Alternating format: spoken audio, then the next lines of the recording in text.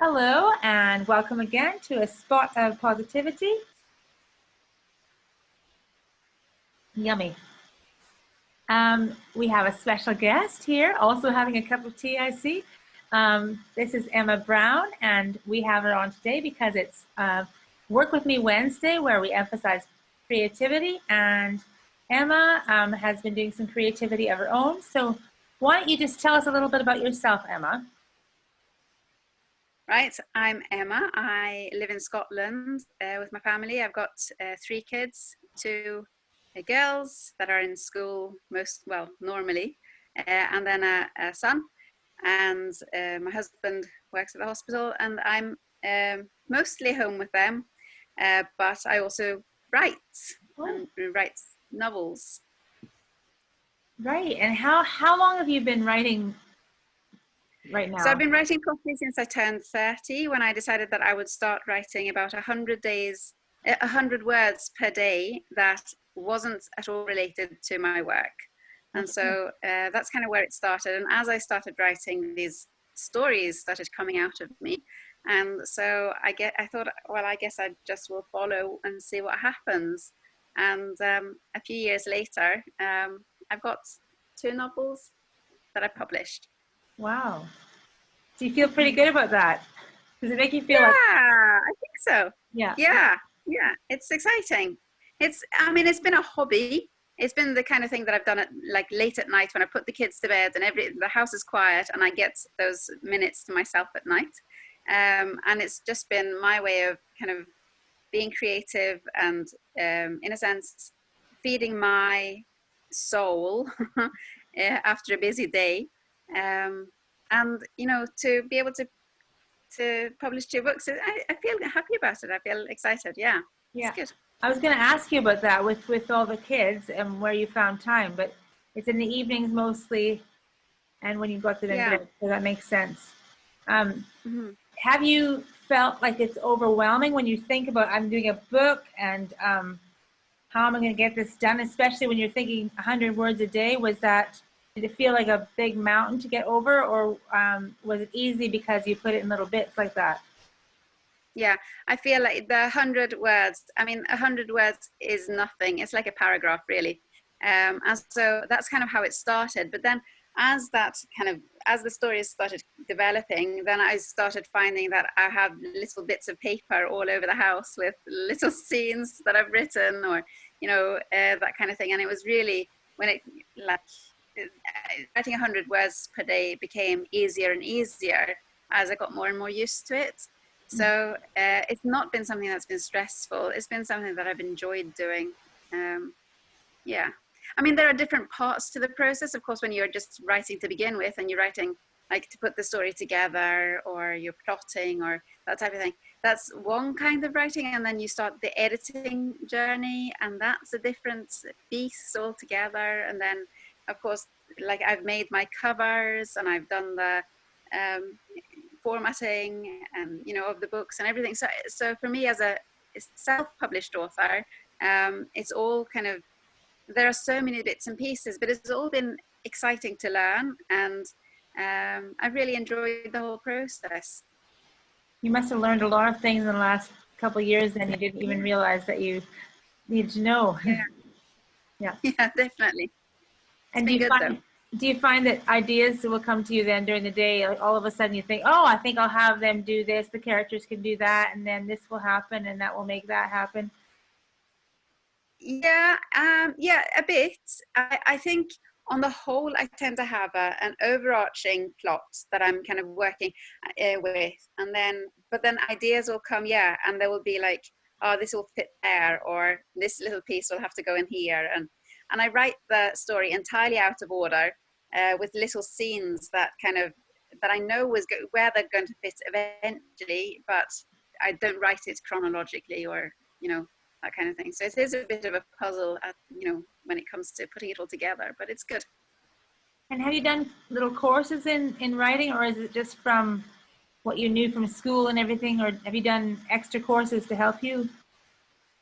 So I haven't taken writing courses, but I've taken literature at university, and like I always am reading something. So I feel like people say that, you know, to learn to write, you have to learn to read. And I really believe that. I think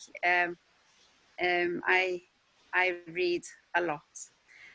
But other than that, I think what's really helped me grow in my writing is getting feedback on it from the people that have helped with editing. And I've also had some beta readers that have read the manuscript when it's been like really bare, and then kind of inputted on the storyline or on the writing, or you know, different aspects of it throughout the process. And that's been really helpful in yeah, in teaching me the craft, I suppose, of writing, for sure. And I'm not done. I am learning so much every time I sit down to write.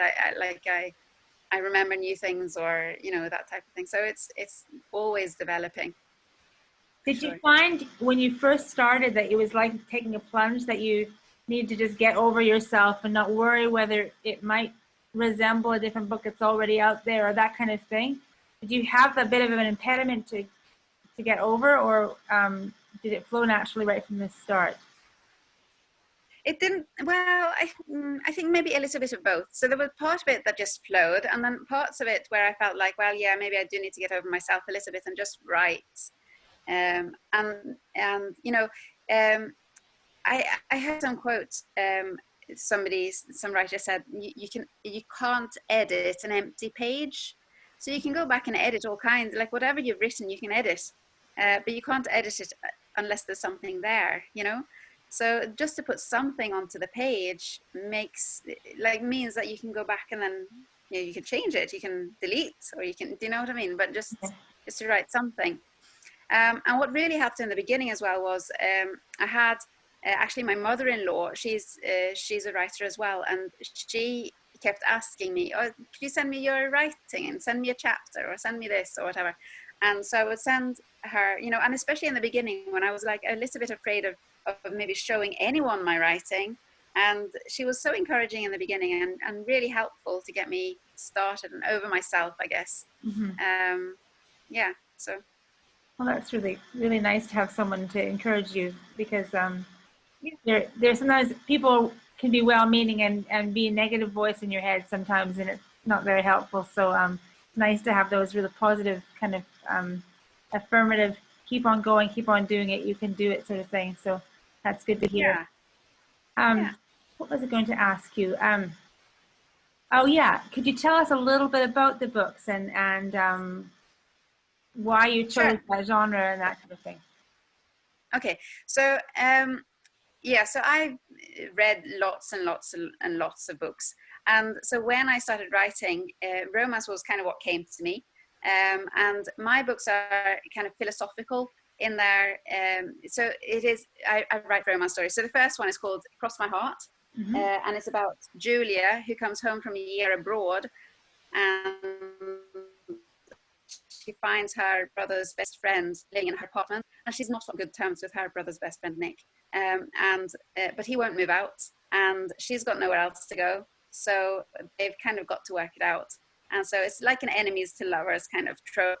And the next one is called Heart of Us, and that's one of her friends, one of Julia's friends, Miranda, and it's the story of when Miranda's ex-fiance, who's been living overseas, comes back to Edinburgh, and Miranda knows that there is no way that they're going to get back together again. Their relationship is long over, and it just can't live. But in her heart, she's still in love with him, and he is too. And so it's kind of one of these second chance romances. So those are that's the kind of love stories. But then across the story, I've kind of maybe like salt on the fries or like the sprinkles on the donut kind of thing. I've peppered in a whole bunch of philosophical discussion of all kinds of things, like what's the nature of truth, or if there is a heaven, what is it like, or what about predestination? Is there such a thing? If there isn't, then what is it like? What implications do all of these things have for how we live our lives, and all of that type of thing. So it's philosophical as well. So you have to kind of think, but it's also romance and a love story or love stories kind of thing. So yeah, lots of layers, lots of layers. Yeah, lots of layers. Yeah, for sure. Well, that's really fascinating. I mean, it's a lot to still read, so we haven't got too many spoilers for those books. But where can you get the books? Where can you find them?